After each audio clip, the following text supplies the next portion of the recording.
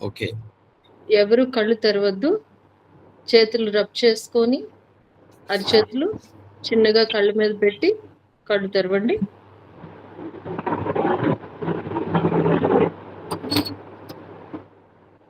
Thank you. సరే, మనము ఇప్పుడు ఈ mental ability or mental attitude గురించి మాట్లాడుకుంటున్నాము. సుష్మా, మీరు మొదటి నుంచి ఉన్నారు అన్ని క్లాసుల్లోనూ కదా? గుర్తున్నాయమ్మా మనం మాట్లాడుకున్నవి? గుర్తున్నాయి సార్. Very good. బేసికలీ మనకు కావాల్సింది ప్రతి విషయంలోనూ ఏదైనా చూడాలి, ఏదైనా చేయాలని, మెంటల్ ఎబిలిటీ డెవలప్ చేసుకోవాలంటే ఎలా చేసుకోవాలంటే ఇందులో నాకు తెలిసి లోకిత్కి అవసరం ఎక్కువగా ఉంటుంది. లోకిత్, మీరు ఏదైనా ఎగ్జామ్స్ రాస్తున్నారా?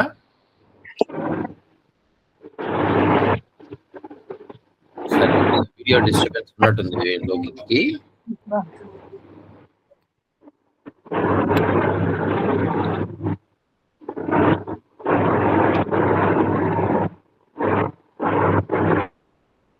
మనం ఇంతవరకు ఒకసారి మాట్లాడుకుంటూ నంబర్స్, తర్వాత ఆల్ఫబెట్స్ అంటే అక్షరాలు, వాటితోటి ఎలా మనకి గజిబిజిగా ఉంటాయి, దానిలో ఎలా పజిల్స్ వస్తాయి అనేది చెప్పుకున్నాం. కానీ అన్నిటికంటే ముఖ్యంగా మనం చూసుకుంది ఏంటంటే, మనకు అందరికంటే అవసరమైంది ఏంటంటే సమయంలో ఎలా మనం సమయాన్ని వెచ్చించి దాన్ని మనకి ఉపయోగపడేలా చూసుకుంటామని చేసేది. అందుకని ఈ సమయాన్ని మనం 4 రకాలుగా విభజించుకుంటాం. అంటే టైం మేనేజ్మెంట్ అనుకుంటాం. ఈ టైం మేనేజ్మెంట్ అనేది తీసుకుంటే దానిలో మనకి 4 కనిపిస్తాయి. చాలా అర్జెంటుగా ఇప్పుడు చేసేయాల్సిన పనులుంటాయి. చాలా అర్జెంటుగా చేసేయాల్సిన పనులుంటాయి. అవి మనం పోస్ట్‌పోన్ చేయడానికి వీలుండదు. ఇప్పుడు చేసేయాలి అవి. తర్వాత కొన్ని అసలు ఇప్పుడు అర్జెంట్ కాదది, కానీ ఇంపార్టెంట్. అలాగే కొన్ని అసలు అర్జెంట్ కాదు, ఇంపార్టెంట్ కాదు, కానీ ఉంటాయి పనులు. చేయాల్సినవి ఉంటాయి. ఇమ్మీడియట్‌గా చేస్తాం అవన్నీ. కొన్ని అసలు ఇమ్మీడియట్‌గా చేయాల్సిన పని ఉండదు, అర్జెంట్‌గా ఉండదు. అది ఉత్తినే పోసుకోలు కబుర్లు చెప్పుకోవడం అనేది ఈ కోవలోకి వస్తుంది. మనం చూసుకుంటే మన సమయాన్ని ఈ 4గిట్లో వాడుతూ ఉన్నాం. ఉదాహరణలు ఏమన్నా చెప్పగలరా? చాలా అర్జెంటుగా చేయాల్సిన పనులు. ఇప్పుడు ఫర్ ఎగ్జాంపుల్ మనం పొద్దున్న లేచిన తర్వాత ఆలోచించుకుంటుంటే ఇవాళ మనం కట్టాల్సిన కాలేజ్ ఫీజు కానీ ఏదైనా ఫీజు కట్టాలి, లేదు కరెంట్ బిల్ కట్టాలి. కరెంట్ బిల్ కట్టాలంటే అది చాలా ఇంపార్టెంట్. కంపల్సరీ ఆ డేట్ రోజే కట్టాలి, లేకపోతే ఆ మళ్ళీ రోజున ఫైన్ కట్టాలి. కానీ అదే అక్కడే చెప్తున్నాను, ఆ రోజున కట్టాలి. కానీ బిల్ ఎన్ని రోజుల ముందు వచ్చింది మనకి? ఒక 20 రోజుల ముందు వస్తుంది. 20 రోజుల ముందు వస్తుంది మనకి. అది 20 రోజుల ముందు వచ్చినప్పుడు మనకి అది ఇమ్మీడియట్ కాదు, అర్జెంట్ కాదు, కానీ ఇంపార్టెంటే. అది కట్టడం అనేది ఇంపార్టెంట్. దాన్ని పోస్ట్‌పోన్ చేసుకుంటూ చివరి దాకా తీసుకొచ్చేసరికి ఆ రోజు చచ్చినట్టుగా కట్టాలి. అవునా? సో పొద్దున్న లేవగానే మనం చూసుకునేది ఏంటి? ఇవాళ అర్జెంటుగా చేయాల్సిన పని ఏంటి? వాటిల్లో ఇంపార్టెంట్ పనులు ఏమిటి? స్కూల్ ఫీజు కట్టాలి. ఇలాంటివన్నీ అర్జెంట్, ఇంపార్టెంట్ కూడా. అర్జెంట్, ఇంపార్టెంట్ కానివి ఏమైనా ఉన్నాయా? ఉంటాయి. ఎవరికో డబ్బులు ఇవ్వాలి, ఇవాళ రోజున ఇస్తామన్నాం. ఇంపార్టెంట్ కాదు, ఇవ్వకపోతే రేపు ఇస్తామని అని చెప్పుకోవచ్చు, కానీ అది అర్జెంట్ పనిగా మనం పెట్టుకుంటాం. అలాగే అసలు ఇంపార్టెంట్ కాదు, అర్జెంటు కాదు, అలాంటి పనులు చేస్తూ ఉంటాం. ఏదో లెటర్ రాయడం, అది అర్జెంట్ కాదు, ఇంపార్టెంట్ కాదు, కానీ మనం రాయాలనుకున్నాం. Just time pass. Time pass అనేది అది అర్జెంట్ కాదు, ఇంపార్టెంట్ కాదు, పనికొచ్చేది కూడా కాదు. ఇప్పుడు టీవీలో ఏదో చూస్తున్నాం సినిమా, లేదు ఎవరితోనో సెల్ ఫోన్ వచ్చింది, మనకి సెల్లో మాట్లాడాలి. ఆ 1 గంట సేపు మాట్లాడతాం. 1 నిమిషంలో అయిపోవచ్చు. కానీ ఇది పోచుకోలు కబుర్లు అంటామే, ఈ పోచుకోలు కబుర్లు చెప్పుకోవడం అనమాట. ఈ దీనిలో మనం మాట్లాడేది ఏంటంటే, ఇది ఎప్పుడైతే మనం అర్జెంట్ కాదు కానీ ఇంపార్టెంట్ పని ఉంటుందే, దాని మీద మనం సమయం చూసుకుంటే, ఇప్పుడు లైక్ కరెంటు బిల్ కట్టాలి, అది 20 రోజుల ముందు వచ్చింది కదా, మనకి సమయం దొరికినప్పుడు ఆ కరెంటు బిల్ కట్టేయడం అనేది పూర్తి చేసేసుకుంటే ఆఖరి రోజున అది అర్జెంట్ అవ్వదు మనకి. అలాగే మాకు చదువుకునేటప్పుడు ఒక విషయం మేము పాటించేవాళ్ళం. ఏంటంటే, ఏ రోజుకి ఆ రోజు చదువుకున్న పాఠాలను ఒక్కసారి మేము పునరావలోకనం చేసుకోవడం అనమాట. అంటే మళ్ళీ ఒక్కసారి మేమే చదువుకోవడం రాత్రికి. పడుకోబోయే ముందు ఒక అరగంట సేపు కూర్చొని చూసుకోవడం. మొత్తం క్లాసులో చెప్పిన పాఠాలు అన్ని చదవాలి, అంతా చదవాలి అనేది లేదు. కానీ దానిలో ఇంపార్టెంట్ పాయింట్స్ ఏమున్నాయి అవన్నీ గుర్తుకొచ్చేట్టుగా ఒక్కసారి చదువుకోవడం అనమాట. ఇది పిల్లలకి అలవాటు చేయగలిగితే కనుక చిన్నప్పటి నుంచి, ఇది ఏంటంటే ఇది అర్జెంట్ కాదు కానీ ఇంపార్టెంట్. సో మనకి చాలా ముఖ్యమైన విషయం ఏంటంటే, ఏదైతే ఇంపార్టెంట్ ఉంటుందో అది అర్జెంట్ కాకపోయినా దాన్ని గుర్తుపెట్టుకోవాలి మనం. అంటే ఇప్పుడు మనకి సమయం ఎలా మనకి ఉపయోగపడుతుంది అనే దాంట్లో అందరికీ 24 గంటలు ఉంది కదా. మనం చెప్పుకున్నాం, ప్రతి వాళ్ళకి భగవంతుడు రోజు 1440 నిమిషాలు ఇస్తున్నాడు. ఆ 1440 నిమిషాల్లో మనం ఒక 8 గంటలు మన కాలకృత్యాలకి వాటికి వాడుకున్నాం అనుకుంటే 480 నిమిషాలు పోయినాయి. అయినా కూడా మన దగ్గర 700 నిమిషాలు అలా ఉన్నాయి. 720 నిమిషాలు ఉంటాయి కదా ఇంకా.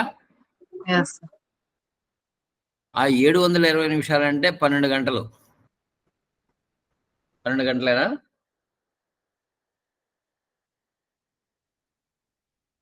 720 నిమిషాలు అంటే 12 గంటలు ఉన్నాయి కదా ఇంకా. 12 గంటలు. మరి మధ్యలో 2 గంటలు ఎక్కడికి పోయినాయి?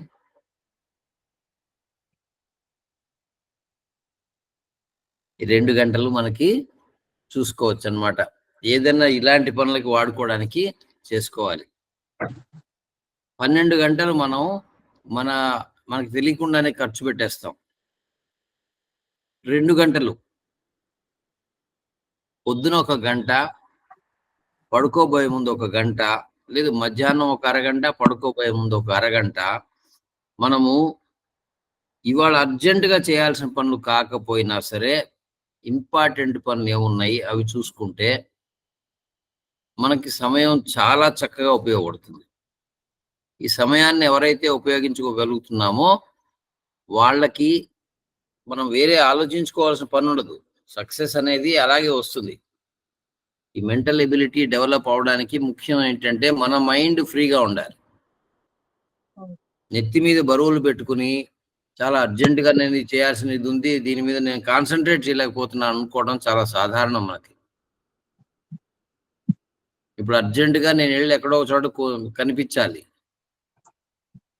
అది నేను ఎంత ఇంపార్టెన్స్ ఇస్తున్నాను అనే దాని మీద దానికి ఇచ్చే ఇది ఉంటుంది అనమాట.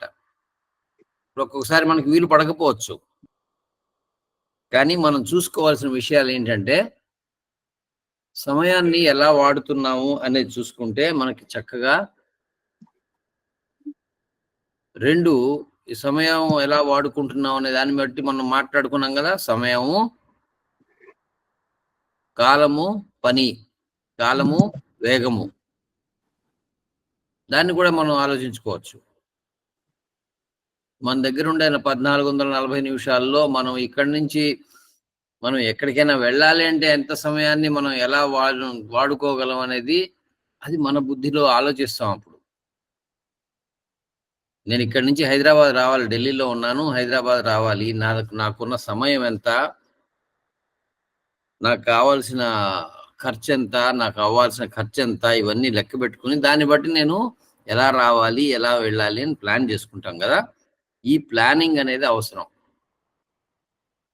ఇదే లెక్కలు మనము చిన్నగా మాట్లాడుకుంటే కాలము వేగము చూసుకున్నాము, అలాగే కాలము ధనము కూడా చూసుకున్నాం. డబ్బుల్ని ఎలా మనం పెట్టుకుని దాన్ని ఎలా వాడుకుంటున్నాం అనేది మనం చూసుకున్నాం. దీనిలో మనం మాట్లాడుకున్నది ఇంట్రెస్ట్ రేట్స్ గురించి మాట్లాడుకున్నాం కదా, వడ్డీ లెక్కలు. సుష్మా గుర్తుందా? వడ్డీ లెక్కలు గుర్తుపెట్టుకున్నావా? గుర్తుంది సార్. మనం లాస్ట్ లో మాట్లాడుకున్నప్పుడు ఒక ప్రశ్న చెప్పుకున్నామమ్మా, మరి దానికి సమాధానం ఎవరన్నా చెప్పగలరా మరి? చక్రవడ్డీది సార్, నాకు కరెక్ట్ గా రాలేదు. రాలేదా? ట్రై చేశాను, రాలేదు సార్. రాలేదంటే నేను అది ఏమనుకోవాలి, మీరు చూడలేదన్నమాట. నేను చేశాను సార్. చెప్పండి. సత్య చేసిందండి సార్. సత్య గారు చెప్పండి.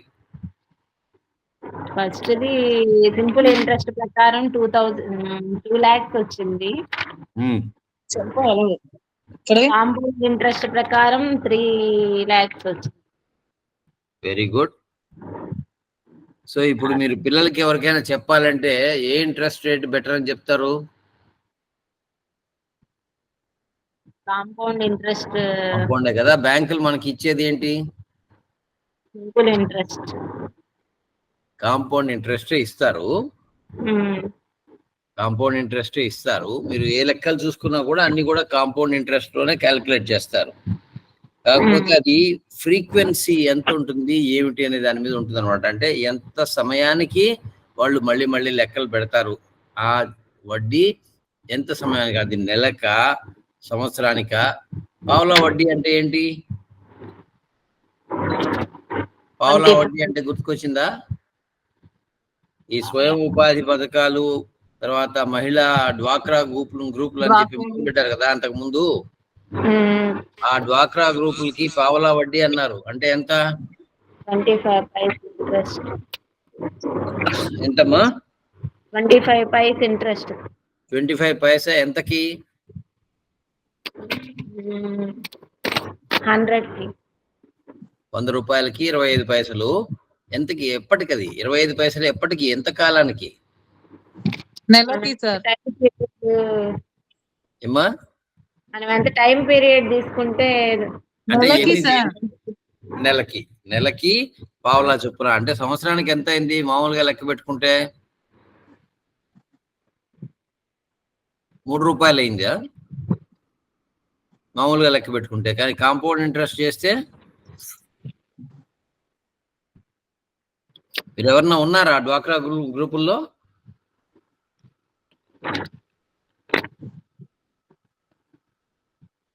సుష్మా, మీరు ఎవరన్నా డ్వాక్రా గ్రూపుల్లో కానీ వాటిల్లో కానీ ఏమన్నా తీసుకున్నారా? లేదు సార్, నేను లేను.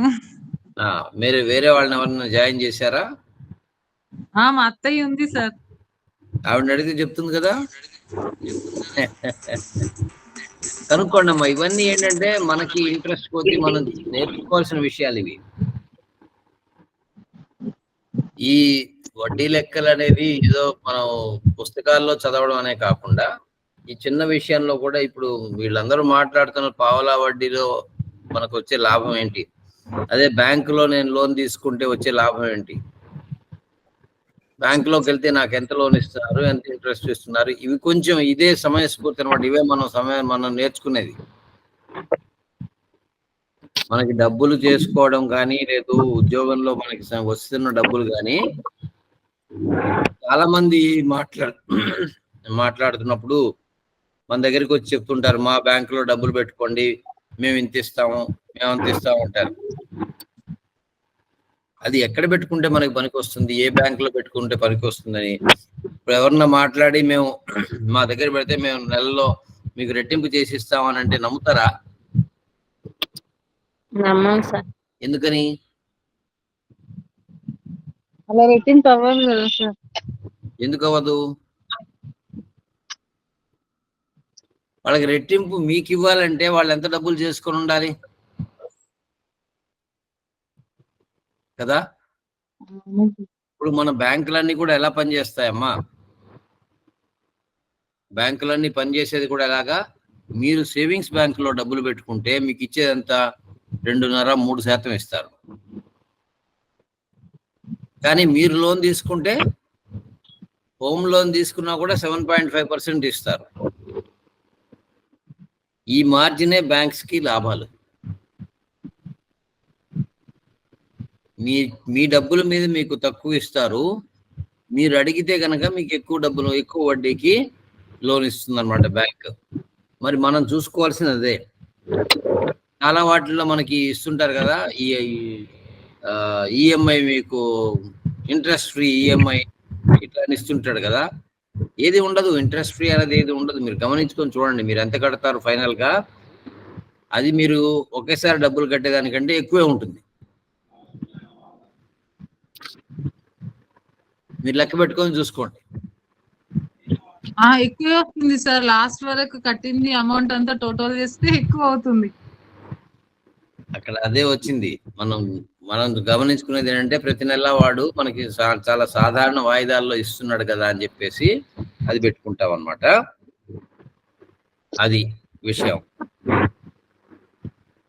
మనం మాట్లాడుకున్నప్పుడల్లా కాలము, ధనము, కాలము, వేగము, ఈ టైం మేనేజ్మెంట్ ప్రిన్సిపల్స్ ని మళ్ళీ చెప్పుకుంటాం. ఓకే, అంతకుముందు క్లాస్ లో మాట్లాడుకున్నప్పుడు నాగలక్ష్మి గారు చెప్పారు కదా, స్టీఫెన్ కోవీ ప్రిన్సిపల్స్ అని చెప్పారు.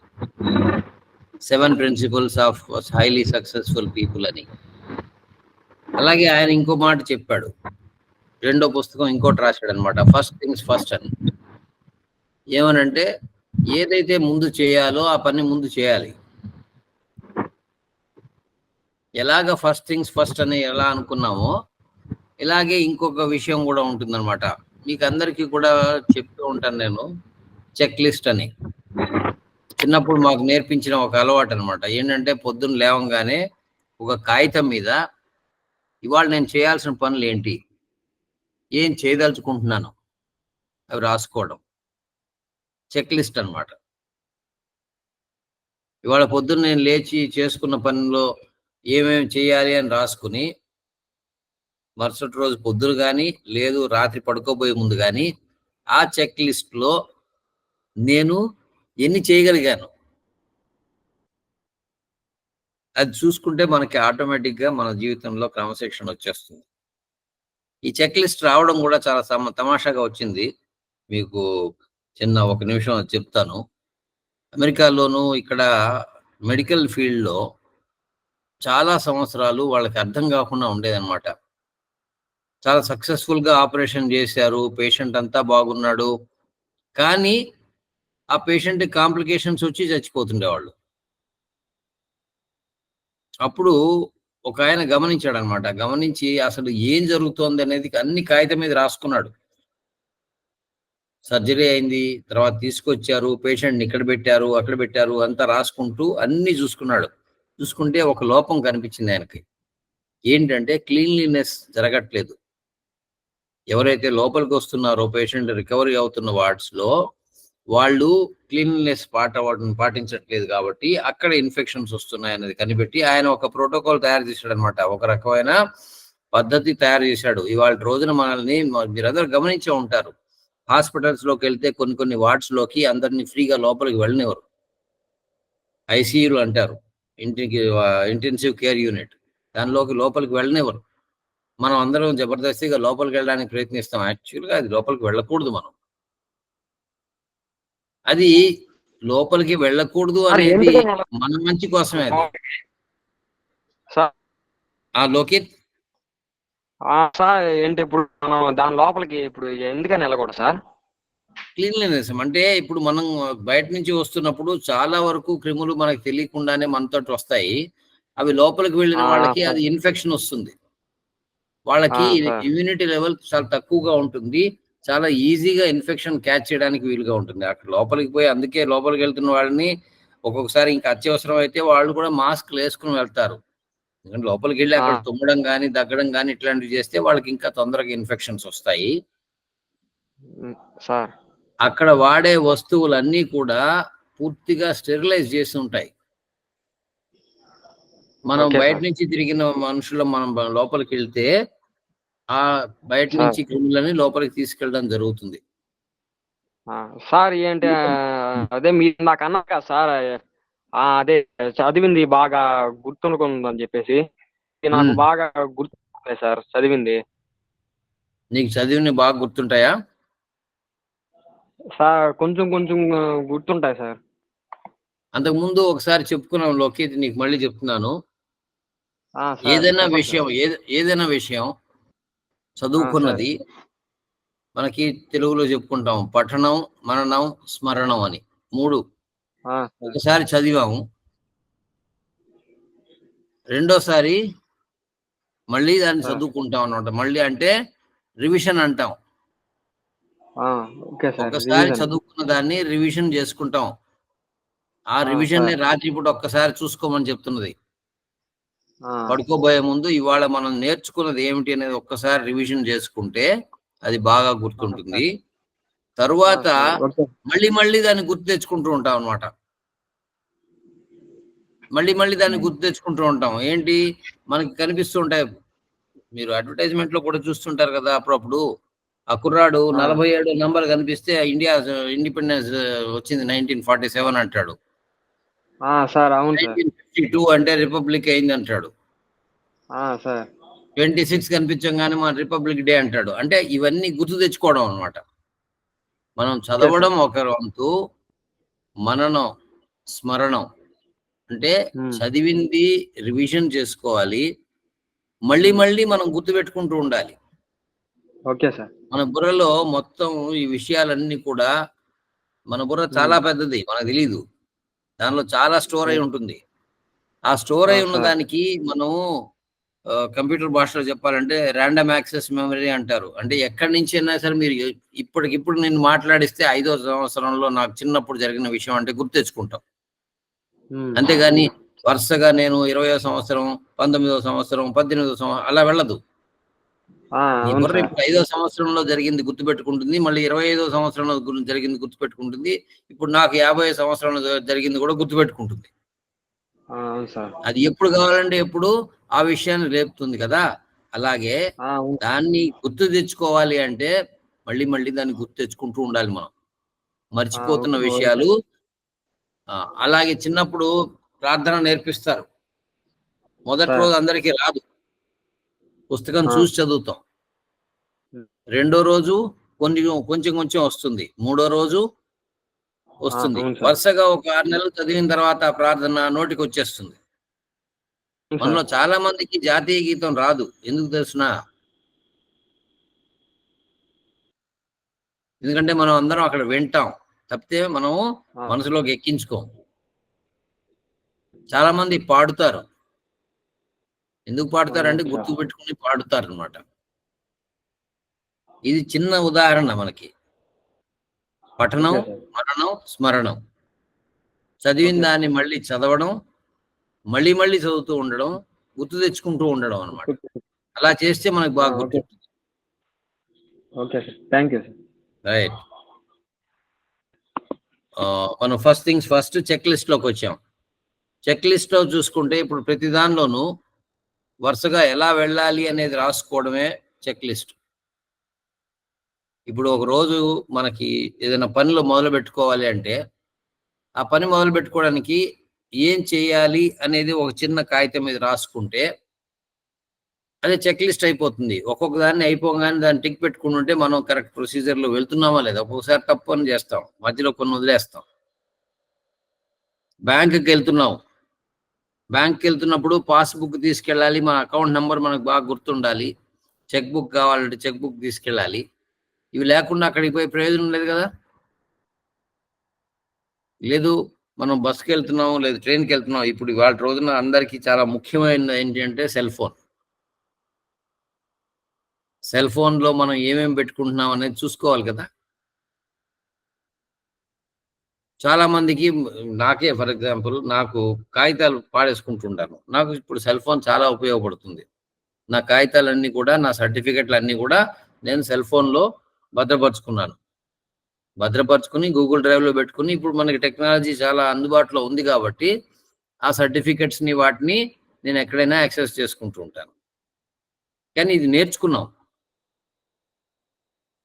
నేర్చుకుని దాన్ని ఎలా వాడాలనేది మనం ఇంకోళ్ళ దగ్గర అడిగి చెప్పించుకుని వాడుతున్నాం. కానీ చెక్ లిస్ట్ అన్నమాట. ఏంటంటే ఎక్కడికైనా వెళ్తున్నాం, ఏదైనా పని మొదలు పెడుతున్నాం అంటే ఏం చేయాలి అనేది ఒక మార్గదర్శనం మనకి చెప్పుకోవడం అనేది అది చెక్ లిస్ట్.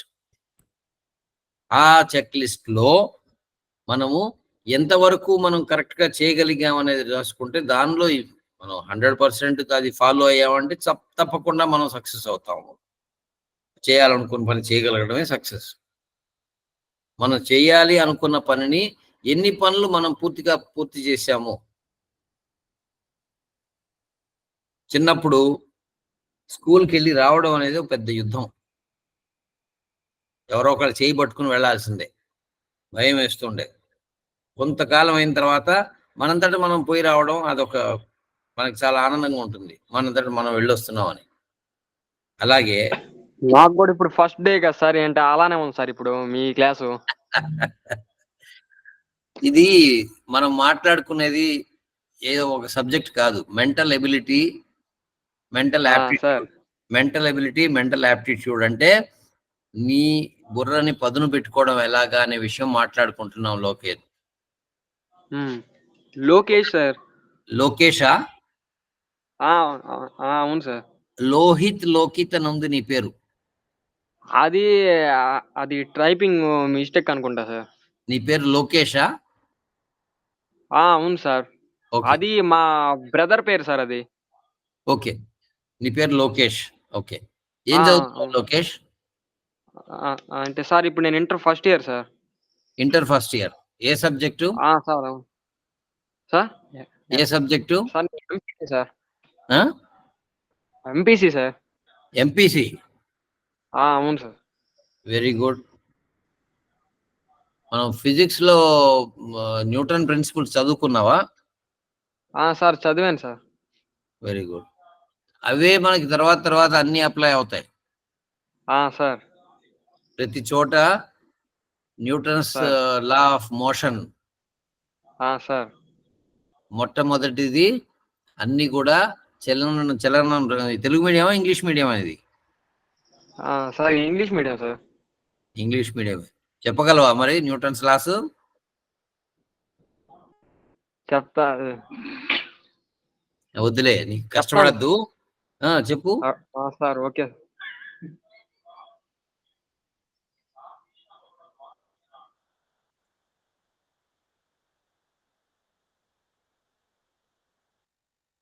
చెప్తున్నావా?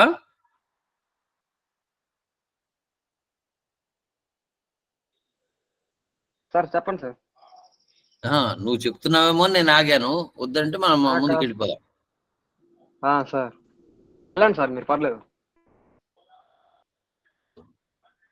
ఓకే.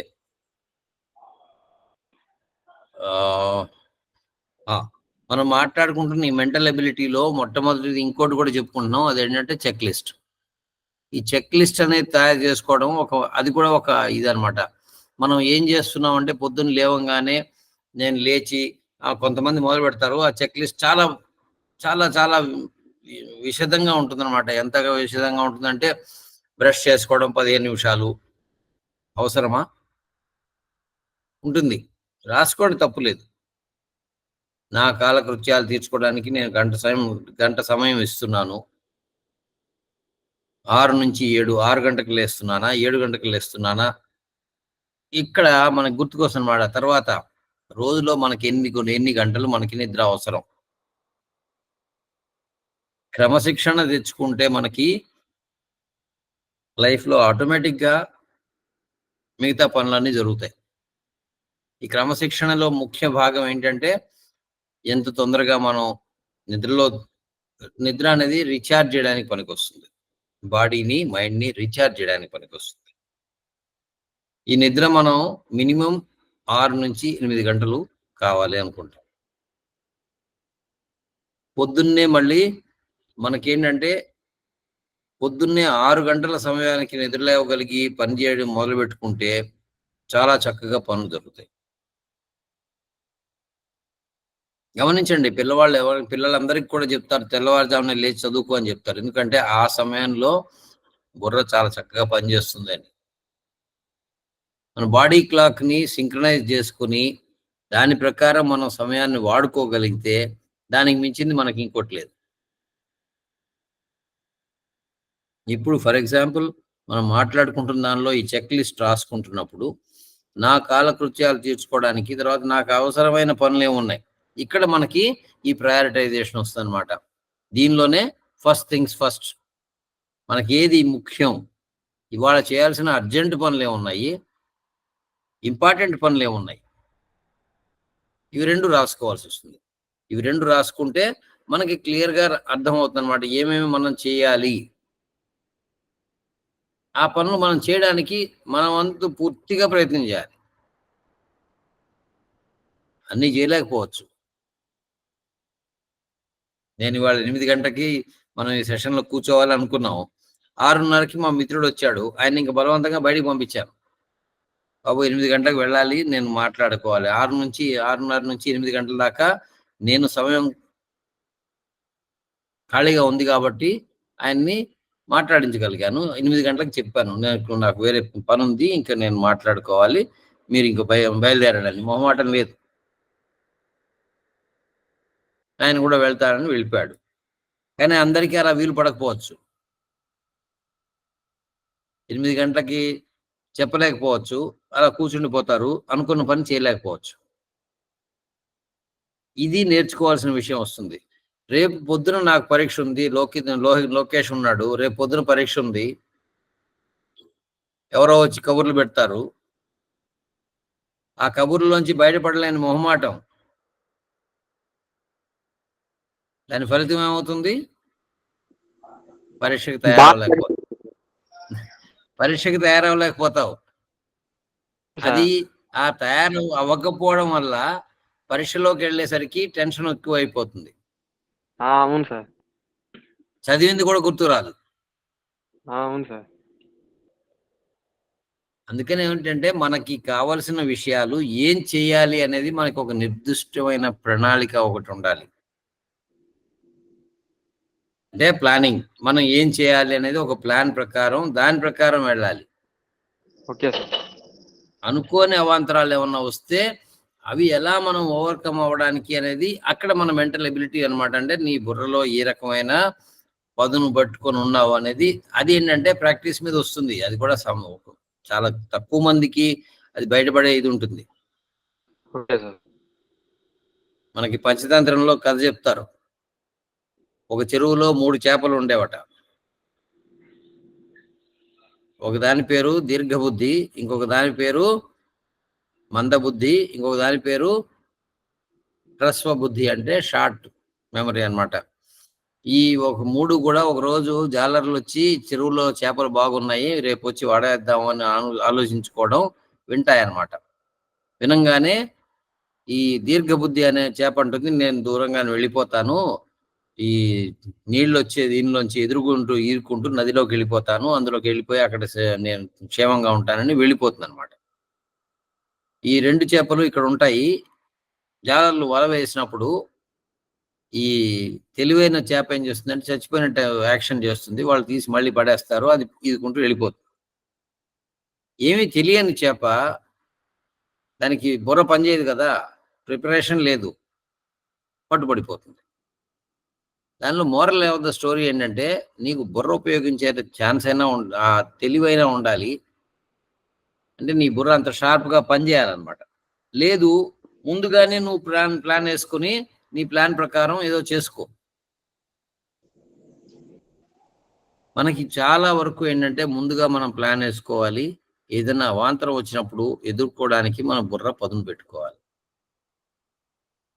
ఇక్కడ ఈ 1 అవర్ నేను మాట్లాడే దానిలో ఇవన్నీ కూడా ఏంటంటే మనం చూసుకోవాల్సినవి ఏంటి, ఎలాంటి జాగ్రత్తలు తీసుకోవాలి అని చిన్న చిన్న ప్రిన్సిపల్స్ చెప్పుకుంటుంటాము.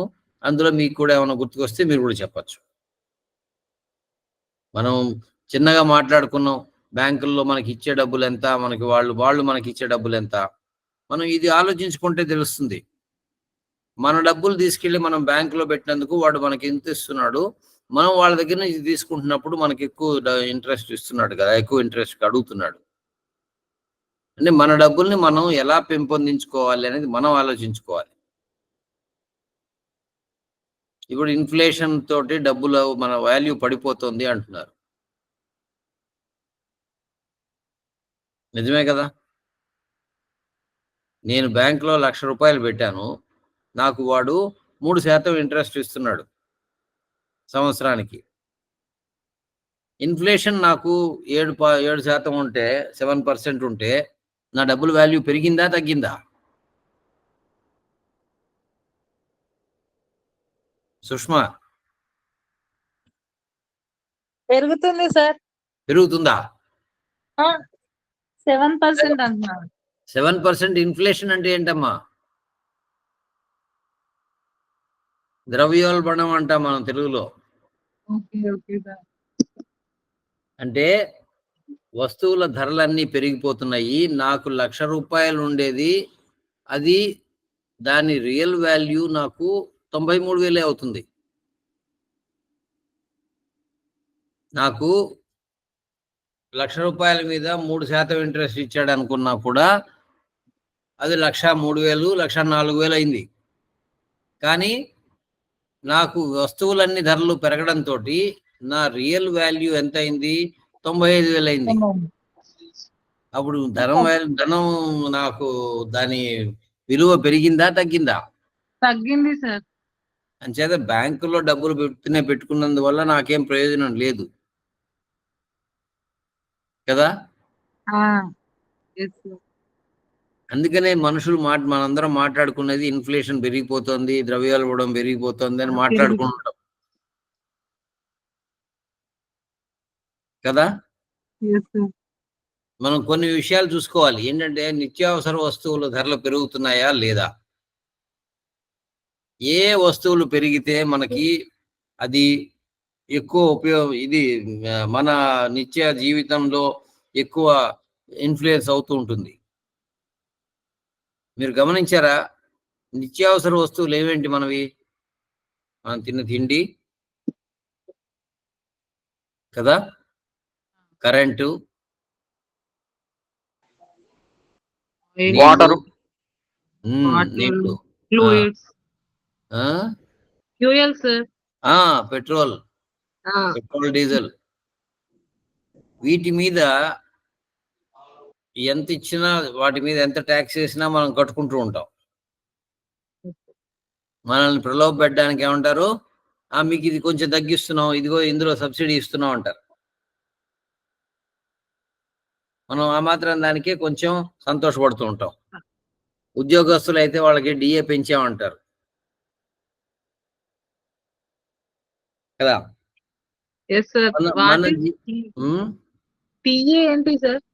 డిఆర్ఎస్ అలవెన్స్ అని.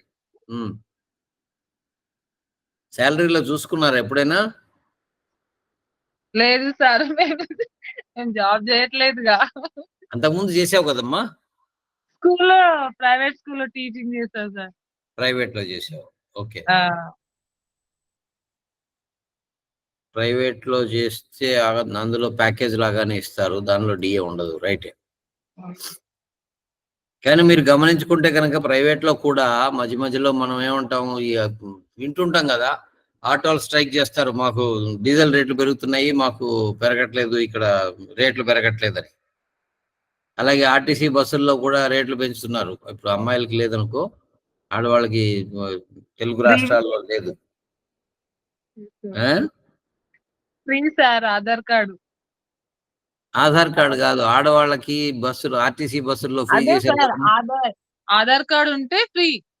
ఆధార్ కార్డు చూపించాలి బస్సులో. ఎవరు ఎక్కినా, ఆడవాళ్ళు ఎక్కినా సరే ఆధార్ కార్డు చూపించకపోతే బస్సులో ఫ్రీ కాదా? కాదు, ఆధార్ కార్డు ఉంటేనే ఫ్రీ. లేదు మర్చిపోయినామంటే టికెట్ తీసుకోవాల్సిందే. అవునా? ఇది తెలియదు నాకు. సార్ ఆంధ్రప్రదేశ్ లో కానీ అయితే అందరికి ఒకేలాగా సార్. ఇంకా ఫ్రీ చేయలేదా? సార్ ఇంకా ఇంకా చేయలేదు సార్. ఇంకా స్టార్ట్ చేయలేదు సార్ అక్కడ. మా అచ్చా. తెలంగాణలో అయితే స్టార్ట్ అయింది. తెలంగాణలో మొదలైంది, ఆంధ్రాలో చేయలేదు. కర్ణాటకలో చేశారు, కర్ణాటకలో ఎప్పుడో ఉంది. కర్ణాటకలోను తెలంగాణలోను చేశారు, ఆంధ్రాలో ఇంకా చేయలేదు. ఇంకా చేస్తామని స్టార్ట్ ప్రామిస్ అయింది. చేశారు కానీ ఆగిపోయినట్టున్నారు, డబ్బులు లేవని. ఉమ్. రైట్. ఇలాంటి ప్రామిస్ అన్ని వచ్చాయి, అన్ని జరుగుతుంటాయమ్మా. ఎందుకు ఇవన్నీ చేస్తున్నారు? మనకి వాళ్ళు నిత్యావసర వస్తువులు ఎక్కడైతే ఏ ఖర్చులైతే అవుతుంటాయో సాధారణ మనుషులకి, ఆ ఖర్చుల మీద ఏదైనా కొంచెం ఇస్తే పొంగిపోతారని కదా. yes sir. Gas cylinder rate ఎంత ఉండేదమ్మా ఒకప్పుడు? 350 నుంచి ఉండేదాం సార్.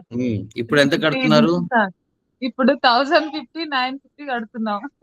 కడుతున్నారు కదా, మరి అవి పెరిగిపోయినాయి కదా. పెరిగినాయి సార్, టూ మచ్ గా పెరిగినాయి. అదే అంటే మనకి రేట్లు పెరిగిపోతున్నప్పుడు, మిగతా వస్తువుల ధరలన్నీ పెరిగిపోతున్నప్పుడు గమనించుకుంటే మన దగ్గర ఉండే ధనం తగ్గిపోతూ ఉంటుంది కదా. yes sir. అలాగే వాల్యూ ఆఫ్ ద మనీ కూడా తగ్గిపోతూ ఉంటుంది, అది గమనించుకోవాలి మనం. ఒకప్పుడు ₹1,00,000 నెలకి జీతం అంటే చాలా సంతోషంగా ఉండేది. yes sir. 10,000 జీతం ఇస్తేనే చాలా మంది సంతోషపడేవాళ్ళు. yes sir. అమ్మో 10,000 అలా 10,000 అని. ఉంది, 1,00,000 కానీ ఇప్పుడు రూపాయల 10,000 జీతం ఎందుకు పనికి చెప్పుకునే రాదు? వాళ్ళు. ఇప్పుడు 10,000 ఎక్కడ పనికి రాకుండా పోయింది కదా. పోయింది సార్, వాల్యూయే లేదు అసలు. ఆ వాల్యూ ఎందుకు తగ్గిపోయింది? మిగతా వస్తువుల ధరలన్నీ పెరుగుతాయి ధరలు అన్నమాట. పెరగటం వల్ల. ఇన్ఫ్లేషన్ అనేది మనం మాట్లాడుకునేది ఇదే. Yeah. మనం కంపేర్ చేసుకోవాల్సింది ఇన్ఫ్లేషన్ తోటి మన దగ్గర ఉండే ధనం వాల్యూ ఎలా వస్తోంది, మన ధనం ఎలా పెరుగుతోంది, ఆ పెరుగుతున్న ధనం విలువ ఎలా పడిపోతుంది, ఇవన్నీ మనకు తెలుస్తూ ఉండాలి.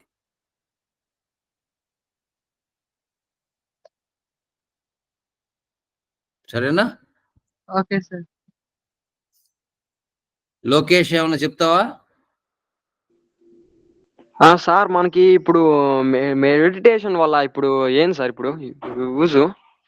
మెడిటేషన్ అంటే నీకు ఏమనుకున్నావు? అంటే కొంచెం మైండ్ కొంచెం ఫ్రీగా రిలాక్స్ గా అలా ఉంటది అనుకుంటా. మెడిటేషన్ ఒకటి గుర్తుపెట్టుకో, మెడిటేషన్ కానీ ఏదైనా సరే సార్ మైండ్ లోంచి ముందు మన బుర్ర, ఇంకా కరెక్ట్గా చెప్పాలంటే ఈ ప్రపంచంలో అన్నిటికంటే అతి ఎక్కువ వేగంతో సంచరించేది ఏమిటి అని ధర్మరాజుని అడిగితే భారతంలో ఆయనే చెప్పాడు, మనస్సు అని. సార్ మన మనస్సు పోయేంత తొందరగా ఇంకెక్కడికి వేరే ఏది వెళ్ళలేదు. అలాగే మనస్సు చాలా చంచలమైంది. ఇప్పుడు నేను ఒక విషయం మీద కాన్సన్ట్రేట్ చేయాలి అని పెట్టుకుంటే దాని మీద తప్పితే మిగతా అన్ని విషయాల మీదకి వెళ్తుంది. అవును సార్. అవునా? నేను చదవాలి అని పెట్టి కూర్చుంటే చదువుతున్నప్పుడు నా క్లాసులో ఆ అమ్మాయి నన్ను ఇలా చూసింది, లేకపోతే ఆ అబ్బాయి ఇలా చూశాడు, లేదా ఆ టీచర్ ఇలా చెప్పాడు, ఈ విషయాలు గుర్తుంటాయి కానీ ఆ చదువుకున్న విషయం గుర్తుండదు. అవును సార్. అలాంటివన్నీ ఉన్నప్పుడు ఈ మైండ్ ని ఫోకస్ చేయడానికి ఒక సాధన ఏంటంటే ధ్యానం. సార్ ఈ ధ్యానం 2 రకాలు. ఒకటి, మనము కళ్ళు మూసుకుని మైండ్ లోంచి మిగతా అన్ని బయటికి పోగొట్టడానికి వీలుగా ఒక కాన్సన్ట్రేట్ చేయడాన్ని మనం మెడిటేషన్ లో చాలా చాలా రకాలు ఉన్నాయి. ఒక దాని మీద ఫోకస్ చేయడం. నువ్వు గట్టిగా 10-15 నిమిషాలు చేస్తే చాలు. Okay sir. నువ్వు అరగంట పెట్టుకోవాలని భయపడద్దు. సార్ మనసు పూర్తిగా నువ్వు ఒక 10 నిమిషాలు. అందుకే నేను మనకి మొదట్లో చెప్పింది ఏంటంటే, మన బ్రీతింగ్ ఎక్సర్సైజ్ చేయించాం కదా. సార్ కళ్ళు మూసుకొని బ్రీతింగ్ మీద కాన్సన్ట్రేట్ చేయి, నీ శ్వాస మీద కాన్సన్ట్రేషన్ చేయి. సార్ దాని మీద కాన్సన్ట్రేట్ చేసి, అంటే నువ్వు ఎలా ఊపిరి నీ మీద నువ్వు కాన్సన్ట్రేట్ చేసుకో. Okay sir. ఆ బ్రెత్ నువ్వు ఎప్పుడైతే నీ మీద కాన్సన్ట్రేషన్ జరుగుతుందో ఆటోమేటిక్ గా నీకు ఆలోచనలు ఎక్కడికి వేరే చోటికి పరిగెత్తడం ఆగిపోతుంది. చిన్న ఉదాహరణ చెప్తాను. ఒక అమ్మాయి వాళ్ళ నాన్నతో పాటు గుడికి వెళ్ళింది. గుడికి వెళ్ళంగానే ఆ అమ్మాయి చెప్పింది, ఏంటి నాన్న అందరూ రకరకాలుగా ఇక్కడ కూర్చుని, ఎవరు అసలు నాకు గుడికి రావాలనిపించట్లేదు, ఇక్కడ ప్రశాంతత లేదు అని చెప్పింది. ఇప్పుడు వాళ్ళ నాన్న ఏమన్నాడంటే, ఒక పని చేయమ్మా, ఇదిగో గ్లాస్ తీసుకో, గ్లాస్ నిండా నీళ్లు పోసుకో, గుడి చుట్టూ సార్. ప్రదక్షిణ చేసిరా, కానీ నీళ్లు కింద పడకుండా తీసుకురా అని చెప్తాడు. ఆ అమ్మాయి తిరిగి వచ్చింది. తిరిగి వచ్చిన తర్వాత వెంటనే వచ్చి చెప్పింది, నాన్న ఒక్క చుక్క కూడా కింద పడకుండా తీసుకొచ్చానని. మంచిదేనమ్మా, నీకు దారిలో ఎంతమంది వేరే రకంగా మాట్లాడుకుంటున్నారు గమనించావా అన్నాడు. లేదు నాన్న, నేను గమనించలేదు. ఎందుకని? నా దృష్టి అంతా కూడా ఈ గ్లాస్ లో నీళ్లు కింద పడకుండా నేను తీసుకురావాలి, నాకెవరు అడ్డం రాకుండా, నేను ఎవరిని గుద్దుకోకుండా రావాలి, అదే దీని మీద ఉన్నాను అంటుంది. అంటే అర్థం ఏంటంటే, నువ్వు ఒక విషయం మీద నువ్వు కాన్సన్ట్రేట్ చేస్తే నీకు ఎంత ఇంట్రెస్ట్ ఉంది అనే దాని మీద ఉంటుంది అది. Okay sir. నాకు నిజంగా ఆ పని చేయాలి అని ఉంటే నేను మిగతావన్నీ పక్కన పెట్టేస్తాను. నన్ను ఒకవేళ ఎవరిని వచ్చి పిలిచినా సరే తర్వాత మాట్లాడతాను, ఇప్పుడు ప్రస్తుతం వేరే పనిలో ఉన్నా అని చెప్తాను. అవునా? గమనించావా? నీ విషయంలోనే నువ్వు గమనించావా ఇలా చేయడం ఎప్పుడైనా?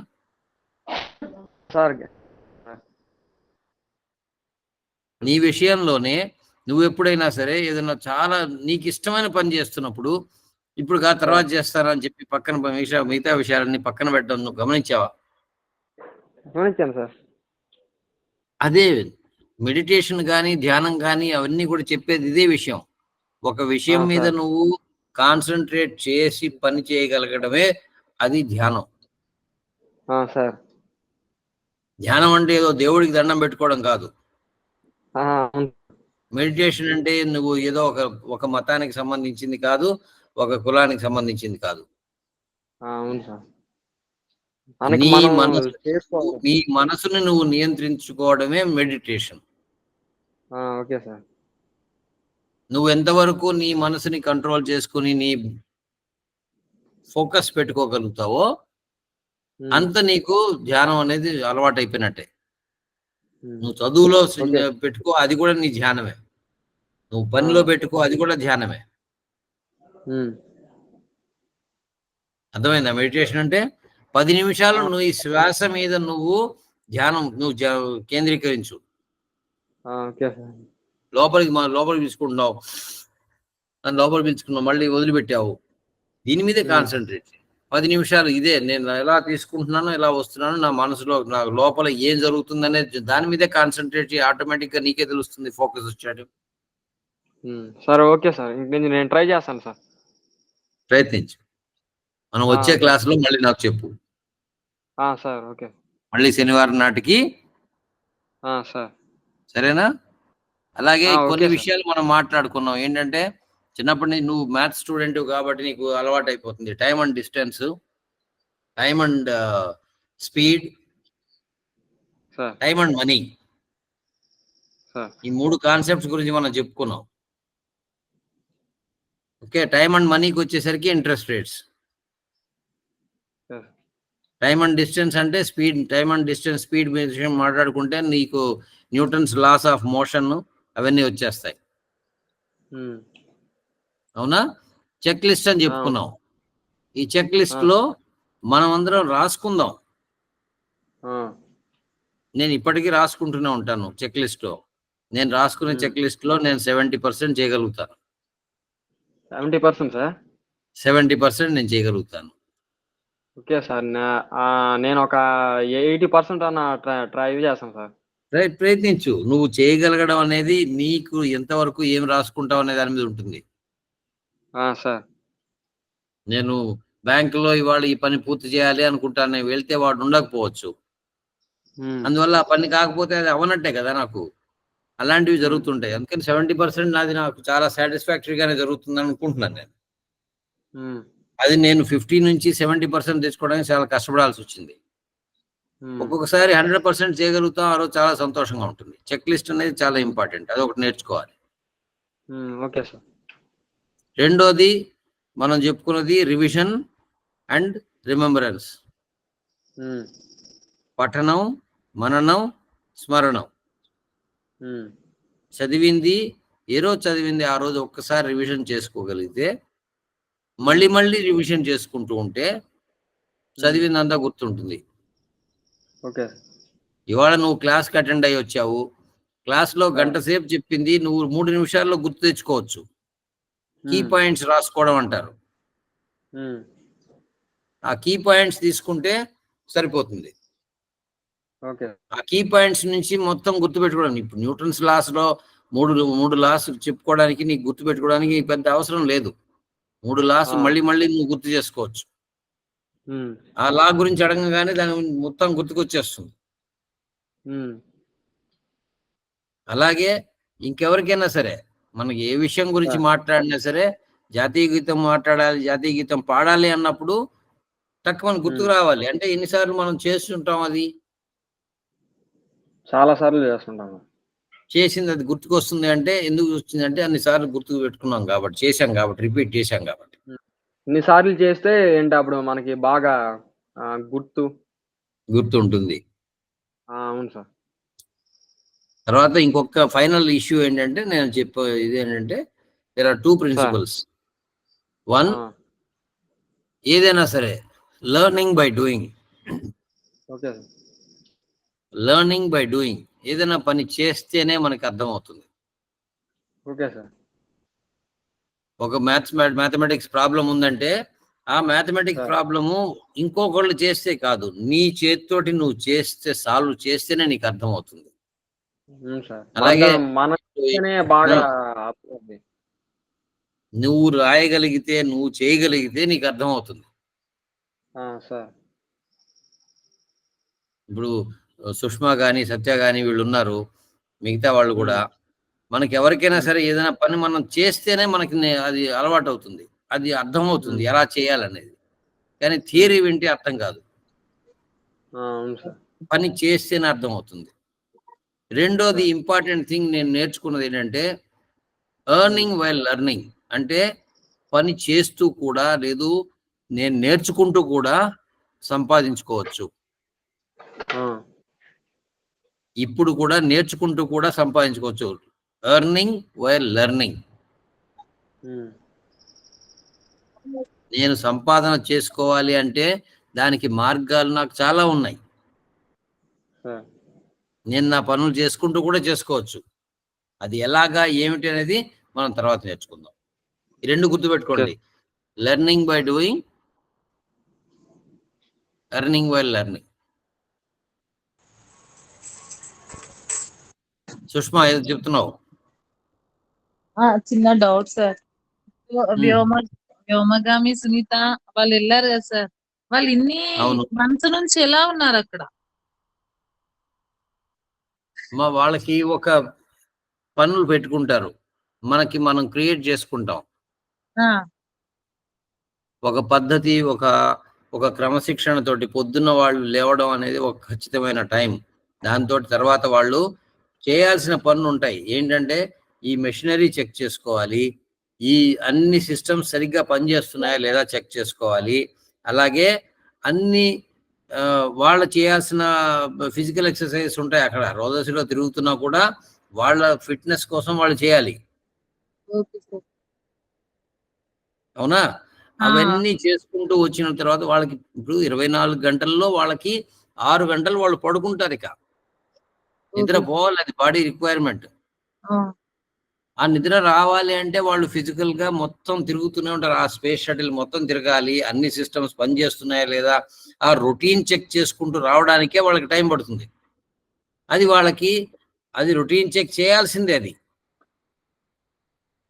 ఇదే అంటున్నది నేను, చెక్ లిస్ట్ అనేది. మనకి కాలం గడవాలి, అక్కడ మనం బుర్ర వేడెక్కకుండా, పిచ్చెక్కకుండా ఉండాలి. ఒక్కళ్ళే ఉంటున్నా సరే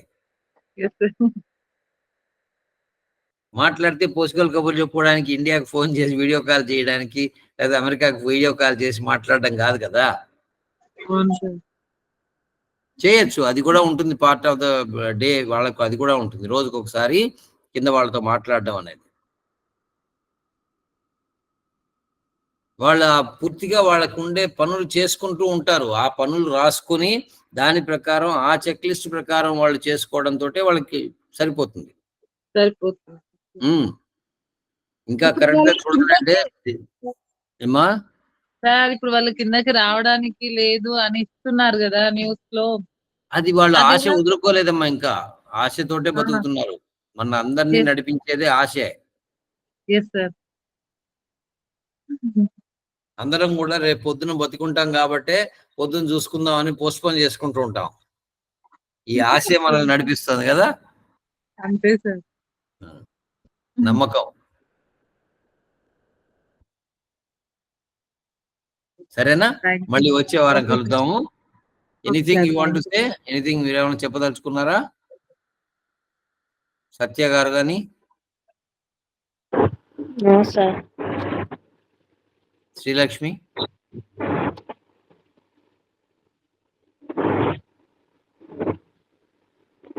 మనం క్లాస్ ఎండ్ చేసేటప్పుడు విల్ డూ దట్ గ్రాటిట్యూడ్ కదా. లోకేష్ ఇది ఫస్ట్ టైం కాబట్టి మనం ప్రతిసారి మొదలు పెట్టడం బ్రీతింగ్ ఎక్సర్సైజ్ తోటి మొదలు పెడతాము. క్లాస్ అయిపోయిన తర్వాత ఒక్కసారి మనము ధన్యవాదాలు చెప్పుకుంటాం అన్నమాట. ఎవరికి? అందరికి. మనం ఇవాళ రోజున బాగా బతుకుతున్నాం అంటే ధన్యవాదాలు. నువ్వు కొంతమంది దేవుడితో మొదలు పెట్టచ్చు, కొంతమంది తల్లిదండ్రులతో మొదలు పెట్టచ్చు, చుట్టూ ఉన్న వాళ్ళు అందరికీ ధన్యవాదాలు. శ్రీలక్ష్మి గారు మీరు చెప్తారా?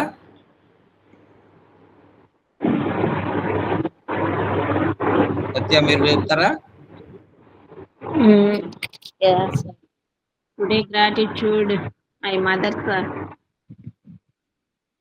గుడ్. ఎందుకంటే ఈ లైఫ్ స్టార్ట్ చేసింది మై మదర్ కాబట్టి. సరే. సుష్మా?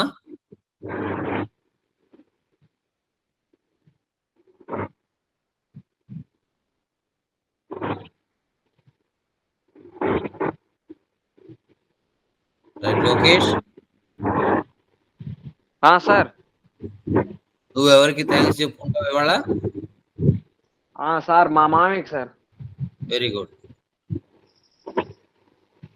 అందరికి మామతో అందరికి, నీకు ఇవాళ నువ్వు ఉన్నదానికి కారణమైన వాళ్ళందరికీ నీ గ్రాటిట్యూడ్ ఎక్స్ప్రెస్ చేస్తున్నావు. ఓకే. ఓకే. నేను నా గురువుకి, నా తల్లిదండ్రులకి, నా బంధువులకి, స్నేహితులకి అందరికీ కూడా ధన్యవాదాలు చెప్పుకుంటున్నాను. సరేనా? మళ్ళీ కలుద్దాం మనం వచ్చే శనివారం. Okay right. ఓకే.